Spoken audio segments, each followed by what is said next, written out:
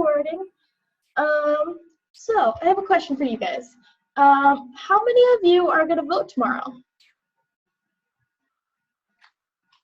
Camille, Betty, stuff like that. Have you guys looked at the propositions and like what's on the ballot besides the presidency? Kind of. You're muted, Betty. Somewhat. Would you guys want to, at the end of, like near the end of today's session, go over like what propositions are on the ballot and stuff like that? Yes. Vote? If we have time, yeah, sure. Okay, cool. Awesome. Then let us start with the campaign money study guide. And so, 3, 2.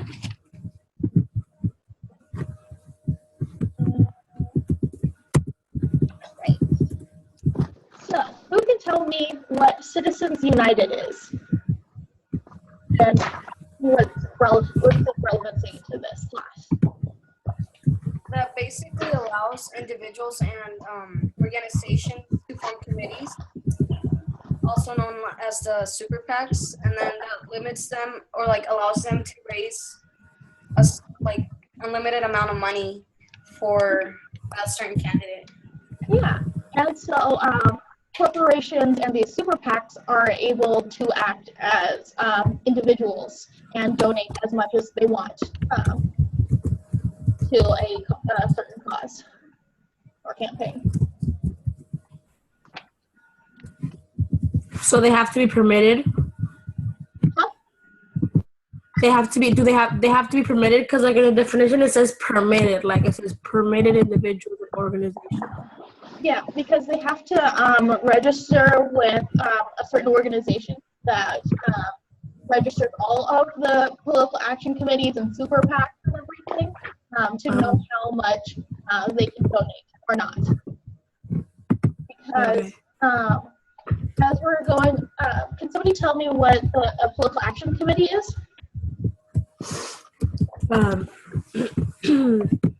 It's a private group that raises and distributes funds for use in election campaigns. Mm-hmm.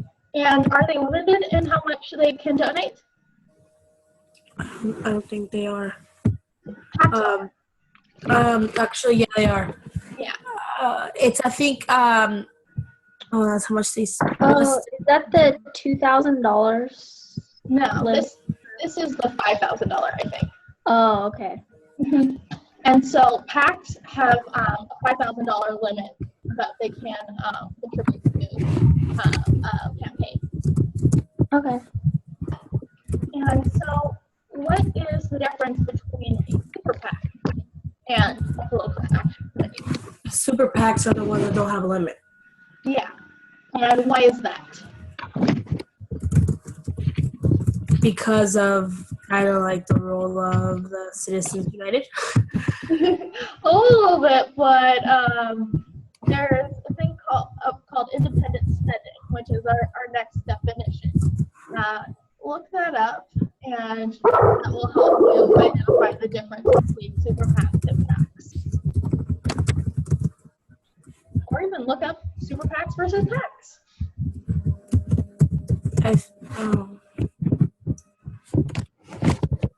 I'm trying to find it in the.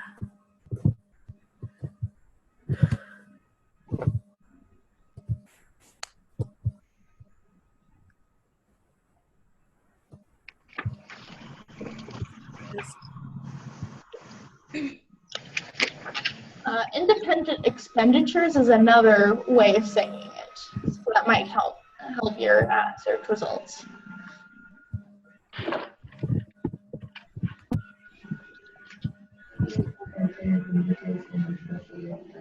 Let me see.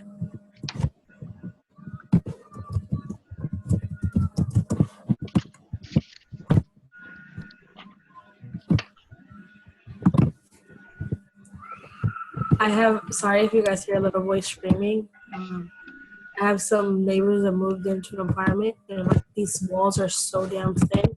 I can literally hear him like as if he was in my room. Oh. Oh, that's awful.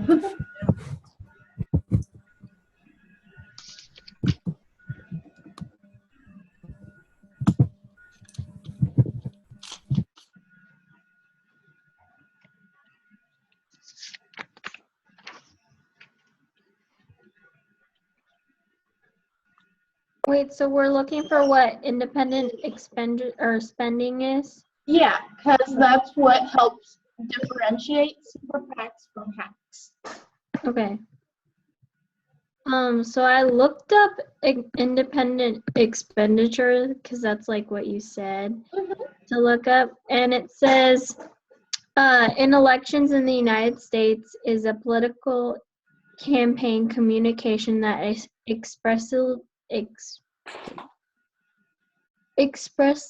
advocates the election or defeat of a clearly identified candidate that is not made in cooperation, consultation, or concert with or at the request or suggestion of a candidate.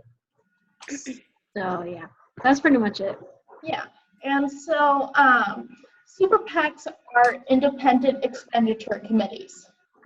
And so they follow the rules of independent expenditures. And so can you kind of, so by saying that they have to either directly support the election or the defeat of a candidate, and that they aren't associated with that candidate, and they didn't ask permission to run whatever ads or political influences that they want to use to try to get their opinion known. Wait, so super PACs are allowed an unlimited amount of money to donate because basically they kind of more so don't have any association with the candidate that's running. Yes. So it's not like okay, so that's why they have the power to. Mm-hmm. And so because they aren't directly associated with the candidate, then they can spend however much they want because it's seen as free speech.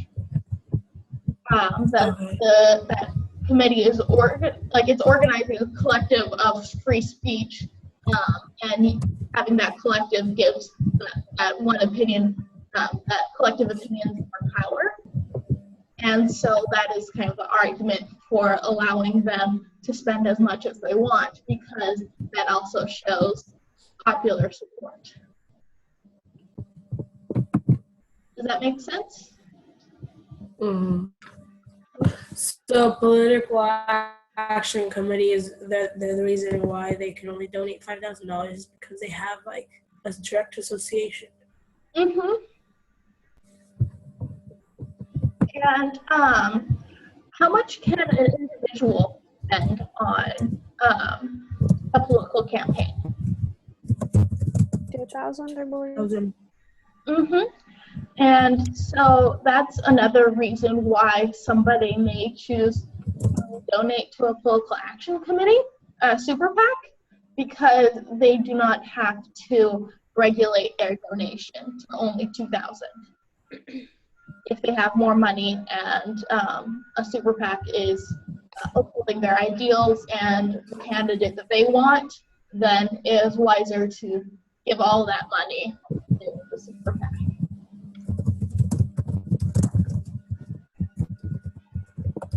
So, independent spending is more. So is independent spending basically the act of what super PACs do? Yeah, essentially. So independent spending would be like the donation, the actual like unlimited donation, or how would we describe it? What would be like a more academic way to say it? So an example of the independent spending would be to create a commercial that expressly advocates the defeat of a candidate. Let's say, those ones that are like, oh, Hillary is bad, it's like black and white and stuff like that. And then at the end it's like, sponsored by da-da-da. that sponsor is a super PAC. Oh. So basically spending money by free will sponsors. Yeah, essentially. Okay. And these sponsors aren't. And it's important to note that the candidates do not formally acknowledge sponsors.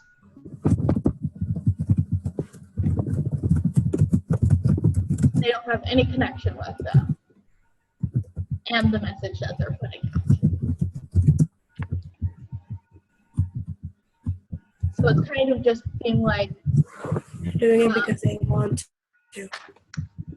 yeah, so just like imagine if like a stranger was like, oh yeah, go Betty. Like, and you've never met that person before and stuff like that, and you don't know what they're saying, but they're pro Betty. And so you just kind of let them be as long as they're not saying anything that's anti-Betty. Oh, wouldn't an example be? I might be like totally like thinking off track. Sorry, I'm like getting all sick. So my would an example be like not necessarily like a what is it called? How do you say it? A commercial, but like when they put stuff like on their yards, can it like when it says like Farmers for Trump, for example, is that kind of a little bit because they are investing a little bit money towards his campaign, like a little bit, not more so, kind of. I would say that's well, if they have like an organization of farmers and stuff like that, and they're like collecting money together to put out their message, then yes, they would qualify because they'd be like, oh, we're farmers and we're for Trump and stuff like that, and this is our commercial. So they would like fall under like the Citizens United. Yeah. Okay. That makes If they are registered as a super PAC. But also note that it is really simple to register for a super PAC. If you guys want to watch something funny, go on YouTube and look up Stephen Colbert and super PAC, because he creates his own and stuff like that, and it's pretty funny and it informs you of the process.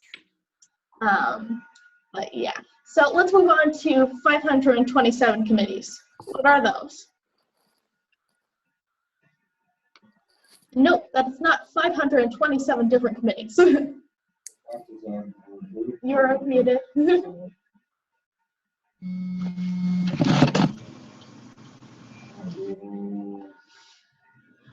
So Traeger's trying to unmute himself. He's in the room with me. Tax exempt group organization under Section 527 of the Internal Revenue Code to raise money for political activities. It's just tax exempt. So it can Who's tax exempt? organization itself. Or the, yeah, organization. Oh, I know. It's because of the code. You're close. So who's this tax exempt group? Did you say? I'm sorry. Repeat that part. Who are the tax exempt group? Because this the 527 committees, they're a tax exempt committee. And so, who are these people that are being exempt? Nonprofits. Yeah, nonprofit advocacy groups. And so, what would an example of that be? A church. Yeah. Exactly. That's an interest group, not a 527 committee. Yeah. All of these are very similar, just different things change. And they're just very minutely different. So this one, the difference is that they're nonprofit. So basically, it's just a nonprofit group that advocates for candidates. Yeah, but it's Pretty much. like it's specifically, I think, a nonprofit group on its own not a specifically nonprofit group for the candidate. Yeah, that was it. They influences the selection, nomination, election, appointment, or defeat of the candidate to federal, state, or local offices. Mm-hmm. And so let's go to questions. And so I know Betty asked that regarding the Bush campaign reading, it talked about this wealthy group of men raising money for the Bush campaign. But how did it actually get to the campaign if they're not allowed to donate directly? Do any of you have an answer for Betty? I don't know how they do it, but I was just reading about how they're professionals at bundling, so I'm not sure how that eventually gets to the campaign, but they're somehow skilled at that. And so what is bundling? So the maximum, well, back in Bush's time, I believe it was actually $1,000 donations. Mm-hmm. So they would take a bunch of these $1,000 donations and somehow, I'm sure it's like one person writing it, and they somehow make it look like it was like 50 people writing it. I don't know how they do it. Yeah, so essentially, this one rich guy talks to his 10 other rich friends and says, hey, donate 1,000. And so he bundles up a bunch of 1,000 donations and then delivers that to the campaign. So essentially, they're kind of acting as gatherers of donations. And so that's how they were able to get it to the campaign without breaching the $1,000 rule. So they just literally say here? Yeah. This is $100,000 camp donations. Oh, because it said that, let me see, I was reading it. Mm-hmm. It said specifically that they couldn't. Maybe I missed, I mistake. Yeah, I get the whole, what they were doing, that they would bundle, like they would also do like they just specifically included what they would send out, because their goal was to gather one guy that was like one guy that was like knew that everything was going on would get another 10 wealthy guys. Mm-hmm. And so that one guy would bring $10,000 in like that. Yeah. But I wasn't sure because it said, I'm not going to find it anymore. It said they weren't allowed to put it directly to the campaign. So I thought that they weren't at all. So I got confused. How the heck do they get it to the campaign then? Yeah, so because they frame it as just individual donations, it's legal that way.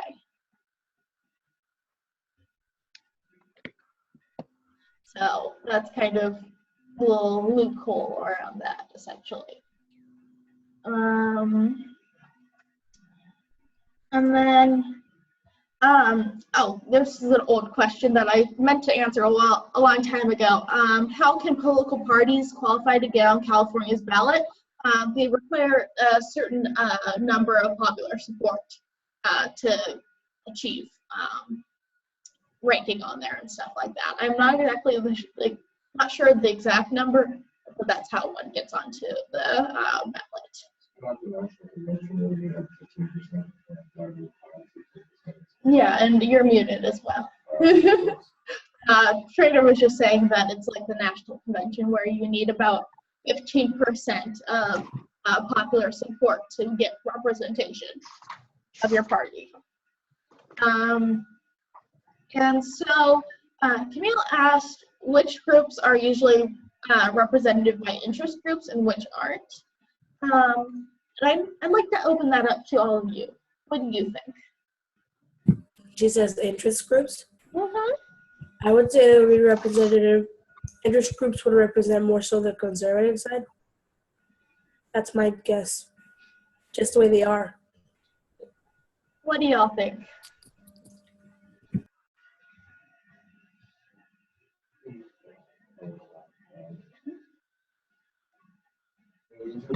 Are kind of very, like the one I've heard before is the political one. The one before last year, that's what we focus on, like, and practical stuff. But it's kind of odd because a lot of different interest groups and think tanks. So I would say maybe people just weren't politically active. It doesn't necessarily have to do with the party, it could just be with like how you can use it. Yeah, good point. And so, honestly, I'd like to take this and say that if there is an interest, there usually is a group that will support your interest. But they are mostly focused around ideologies, ethnicities, religions, and other demographic characteristics. And so if you have an interest that is really very specific, like let's say your area or whatever, I mean, you could create an interest group of your locals and everything, but that usually won't have its own interest group. If that answers your question, Camille. Yep. Cool. All right. So let us move on to interest groups. So what is pluralism?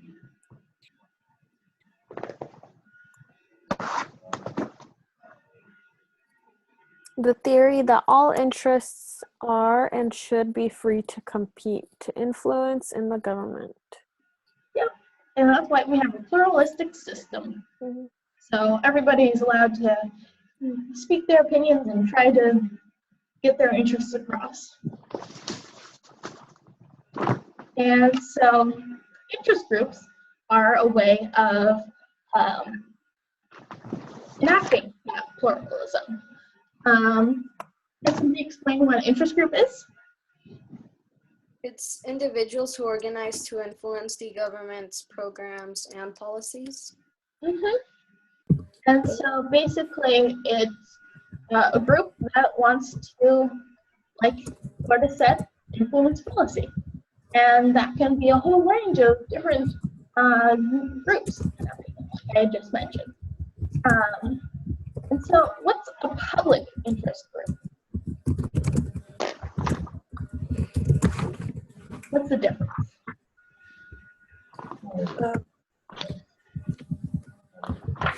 This is that groups that claim that they serve the general good rather than only their own particular interests.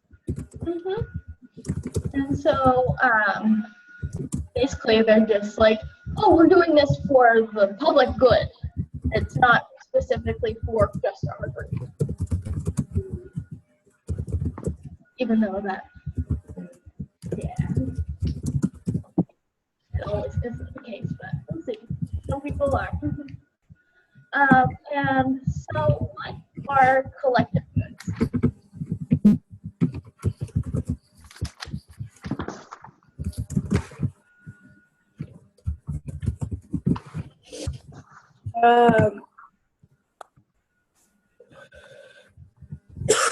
It's a form of fund. Explain a little bit more. It's kind of like, I would say, funds that come from like a nonprofit. I don't know. I don't have a direct definition, but I kind of more like I've heard this term before. It's kind of like funds collected from I would say kind of like nonprofit organizations. Kind of, but not quite. So you know what? Let's talk about the AARP. Have you guys heard about that organization before? Yeah. And it's the Association of Retired Persons, American Association of Retired Persons. And so, what interests do they represent? People, supposedly. Huh? The people, supposedly, isn't it? I don't know. American Association of Retired Persons. Retired people. Yeah. And so they're looking out for the interests of people who are no longer working and who are on Social Security. And so if anybody knows about ARP, what are some collective goods that are offered to members? Discounts. Yeah, you get discounts, you get a monthly magazine, and there's, like, I know there's some other things that go with it. Yeah. And these things are seen as collective goods because they're available to all members of the group. And so, what would an example be of a free rider in, let's say, the AARP? It would be those who like basically they use or like they benefit from the collective goods but don't really participate when it comes to like providing them. Yeah, so for example, they don't give in their monthly donation to the interest group and everything. And so by just being a retired person, they benefit from these collective goods that the group has gotten for everybody.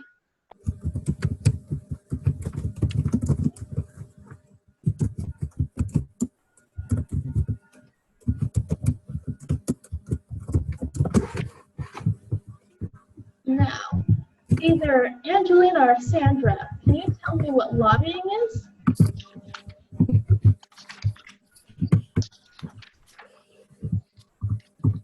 It's a strategy by which organized interests seek to influence the passage of legislation.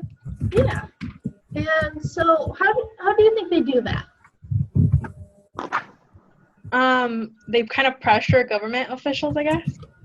Yeah, they pressure them, or they take them out for nice dinners and they bribe them and stuff like that. And they're like, well, hey, you know, this is my issue. You really should get on it and stuff like that. And so they just kind of make themselves known to that person.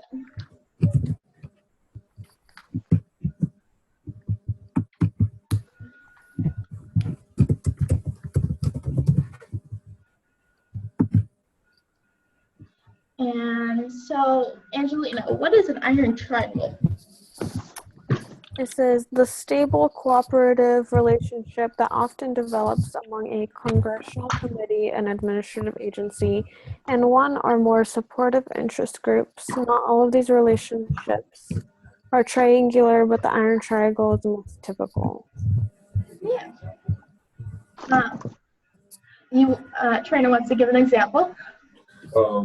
That triangle that is used quite often is used with militarization. So when you're trying to get contractorship that provides for that, provides for the United States government, the government would be paid for by, say, the United States military, and that would be funded by the Republican Party. So it's kind of like, it's a very difficult thing to pick apart because it's a self-interest.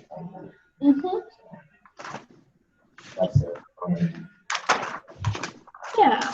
And so, just to kind of help give this a more visualization and everything, Angelina, can you list off what the components are again?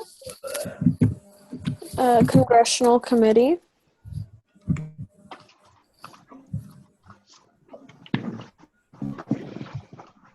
Okay. administrative agency,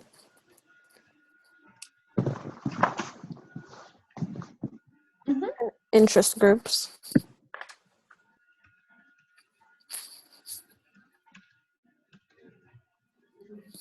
And then bring this over. And so, as Trainer was giving us the example, now can you put your three components into the triangle right here? You could, or you could just speak and I can draw for you. Okay. Or write, as the case may be. So the interest group would be just like a military contractor, Mm-hmm. something like that. Private Private contractor. military contract. contractor. Additional committee, it could be like a pro-military lobbyist or like a senator or something like that. It would be a defense committee. Okay. Administrative agency, yeah.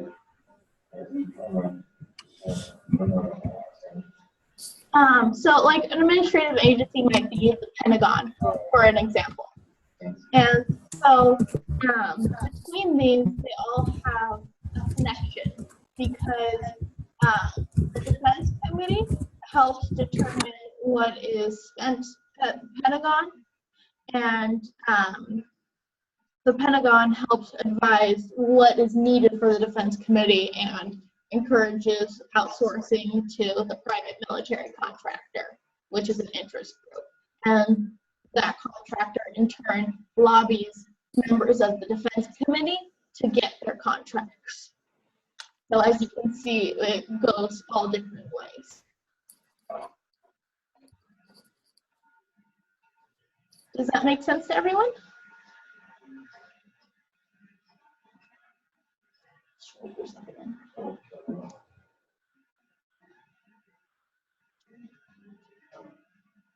Does this make sense? Or am I losing you? Are you writing it down? Okay, cool.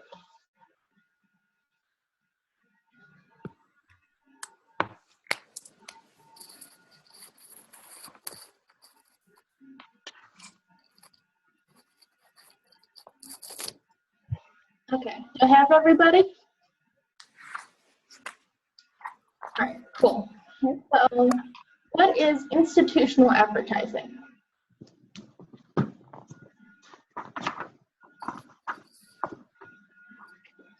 It's advertising designed to create a positive image of an organization. And so, let's say, what would an example be of that?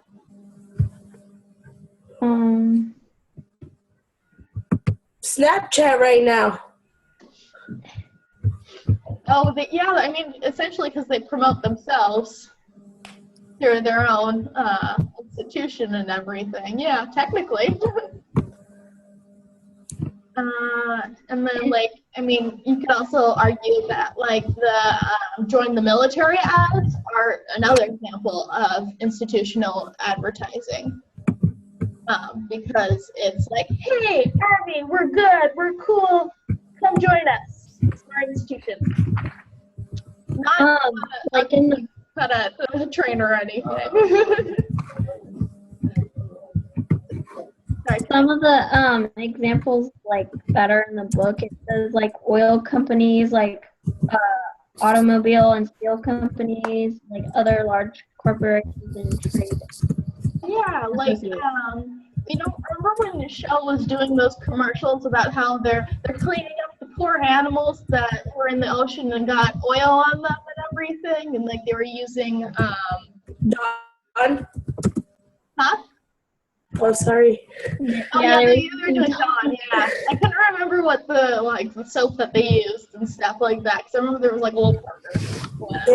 It was low key for their own good too. Because they're like, hey, look, we're so nice. Buy our products. You want to buy products from nice people, right?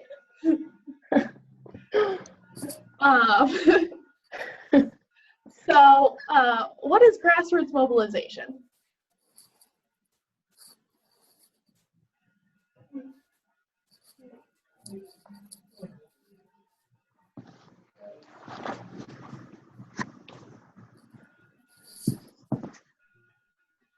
I guess I'll go. Okay. Okay. It's a lobbying campaign which a group mobilizes its membership to contact government officials in support of the group's position. Yeah, and specifically when you hear grassroots, what do you think? Do you think it's going to be at like the upper levels and stuff like that, or do you think it's going to be regular citizens? I kind of think it's going to be the citizens. Yeah. When you hear grassroots, think of local upward. Okay. And so they're mobilizing on the local level to help have a national issue or a state issue, whatever the case may be. Social, political, environmental, or economical change. So that's what they're trying for.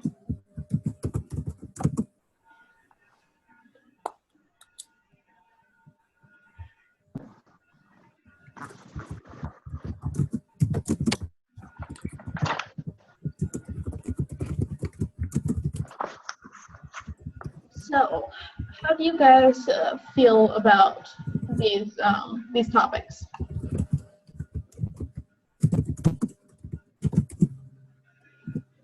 You feel okay? Do you want to go over them more?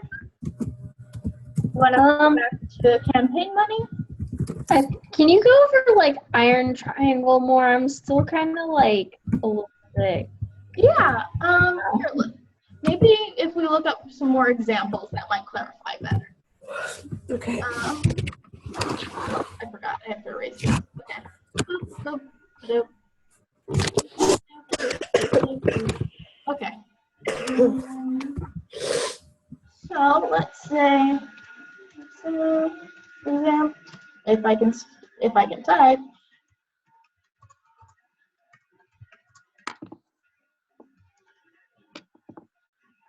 In the U.S. government.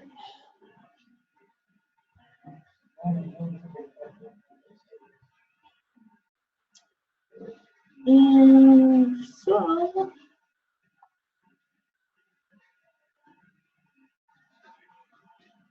let's see if this is helpful. No, I'm not looking for an edge on my exams. I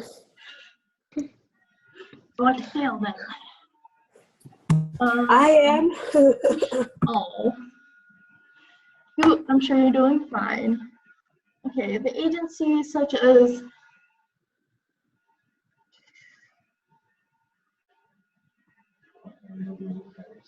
okay. So in our example, remember there is a Department of Government. Yeah. An administrative government, administrative section. And so that would be the Department of Veterans Affairs in this example. And then the committee that is in the House that they're connected with is the Committee on Veterans Affairs. And they help delegate the budget and stuff like that for the Department of Veterans Affairs. And then outside of the government, there is the interest group, Veterans of Foreign Wars. And so they're going to have some specific issues and things that they want, and they're going to take that to both. They're going to lobby the House Committee on Veterans Affairs, and they're going to go to the department and try to influence policy. Well, they're trying to influence policy being made by the House, and just trying to get the best that they can from the Department of Veterans Affairs. Does that make sense? Yeah, it's better. Also, the House Committee and stuff like that, and the Department of Veterans Affairs benefit from listening to the Veterans of Foreign Wars interest group because they're experts on the situation because they know it firsthand. And so that's one reason why they will listen to them and listen to their lobbying and everything because of their expertise. Okay. Yeah. Thank you. Does that explain it a bit better? Yeah. Okay, cool. Just want to make sure everybody's on the same page. Awesome. So, is there anything in campaign money that you guys want to go over again? You should be able to defend the sources of campaign money. Yeah. So what do you mean by sources? Like just like examples, like now. The individuals, the PACs, the super PACs, Oh, okay. the 527 committees. So basically knowing those sources and how they can contribute. And that's like the limitations and stuff like that. Like individuals can only contribute 2,000. And the reason why it's changed from 1,000 in the Bush administration to 2,000 now is because of inflation. And so that's to make up for that. Oh, I thought it was.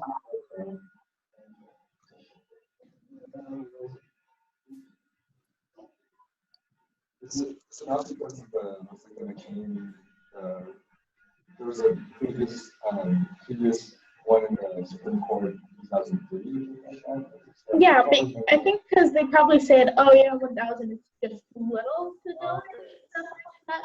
And their argument was because of inflation, that's just meaningless. I was wondering if because of the whole that point, that was the part where we got confused in the essay.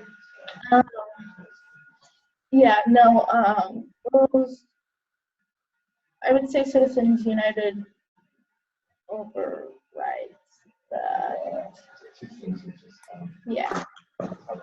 It's okay. So, yeah. Are you guys good on that? Okay, cool. So, let us go over to the vote. So this is a really cool site that is nonpartisan, and you can look up where to vote and everything.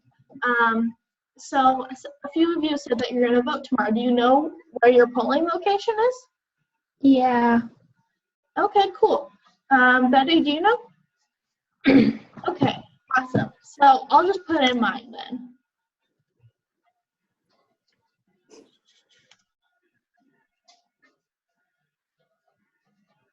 And so I have to go to the Campus Commons Clubhouse tomorrow. And if you guys have the same location?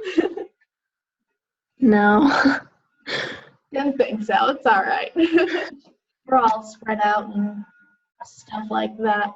And so this is essentially what the ballot is going to contain.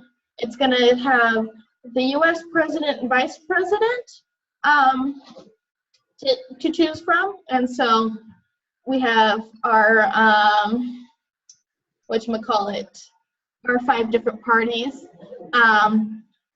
Gloria La Riva is a socialist party. Just so because I'm not sure if you guys have heard about her or not, because it's mostly Jill and Gary. And so, yeah, I'm sure you guys have all decided on that. And then for the U.S. Senator, we have 2 Democrats running because we went for majority rule compared to needing one from each party kind of thing. And 2 Democrats won out. And so, well, on this page, you can click this blue arrow, and it will take you to the organization and every that candidate's organization page, where you can learn about what their issues are and their positions. But you can also look up Kamala Harris versus Loretta Sanchez, and SACB actually has a really good article that shows compares the 2 and what their positions are on the issues. And then for U.S. Representative, this is for Representative of Sacramento County. And here we have somebody from the Democratic Party and somebody from the Republican Party. And again, you can click on these blue arrows and they will take you to their organization pages.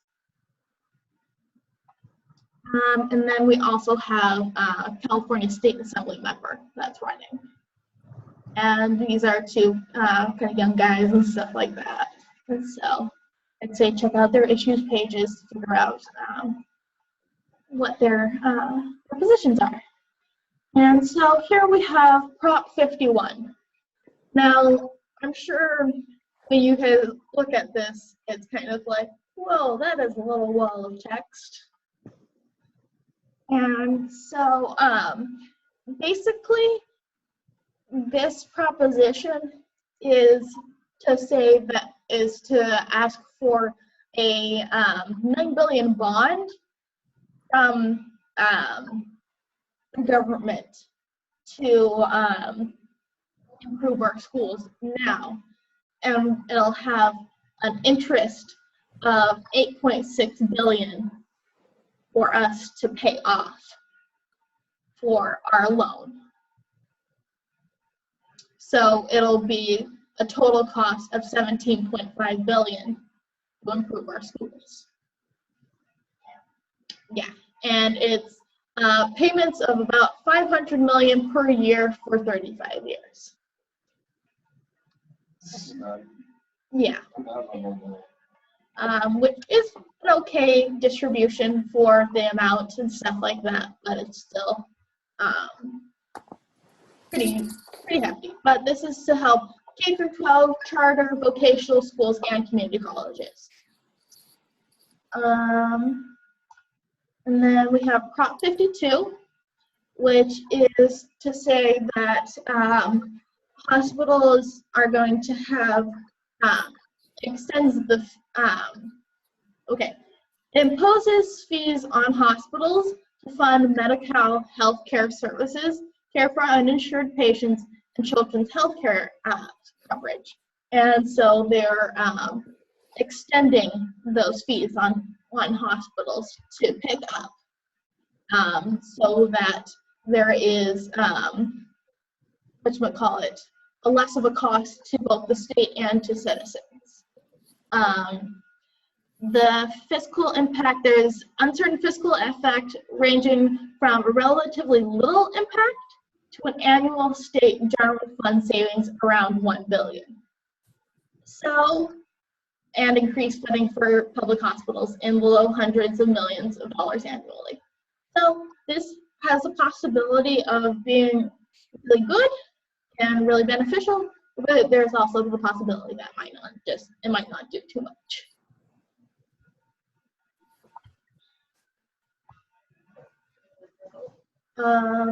And so here is the requiring statewide voter approval before any revenue bonds can be issued or sold by the state for certain projects. So there has to be statewide approval before the state can be like, okay, we're going to give you this bond that you're going to have to pay back and stuff like that for however much, if the bond exceeds $2 billion. So it's giving California voters more of a position in the democratic process as far as giving out money to corporations. And yes, as Trina said, it is an example of progressivism. Yeah. Okay. 54. Stops the legislature from passing a bill unless it's published on the internet for 72 hours. And so it requires the legislator to record its proceedings and post it on the internet. And so they say that the fiscal impact would be a one-time cost of $1 million to $2 million, an ongoing cost of $1 million annually to require legislative meetings and make videos of those meetings available on the internet. Personally, I think that number's kind of high, and I'm like, there's ways that you can do that for free, but they want to have their own sites and everything like that, so that costs. So, one hand, you can know what the legislature is trying to pass. On the other hand, there's a cost to that information. And then there's Proposition 55. I'm sure everybody's been seeing those Prop 55 buttons around, haven't you? And everything. And so this extends income tax earnings over 250,000 to fund school and healthcare. So essentially, there's an increased income tax on people who earn 250,000 or more, and that will incremental increase. That money will be going to K through 12 schools, California community colleges, and in certain years, healthcare. And so it could increase state revenues from $4 billion to $9 billion annually, depending on everything. So that has some positive things. And then so this is increase of taxes on tobacco and e-cigarettes to increase funding for healthcare of low-income Californians. And so it's saying to increase the cigarette tax by $2 per pack, and that way it increases state revenue and might potentially lower the amount of people buying cigarettes because of the cost. And that could definitely be debated. And then Prop 57 is it allows parole consideration. Okay, it is 53. I actually was gonna, I didn't realize how late it got. Good thing I looked at the clock. Are there any propositions in specifically that you have questions about? No. Okay. Well, that's as much time as we have for today. Do you guys have any other remaining questions that you want to have addressed before we leave, or are you all good? Think we're all good. Okay. All right. I will end the meeting then. I shall see you all on Wednesday or tomorrow. So, bye. Bye.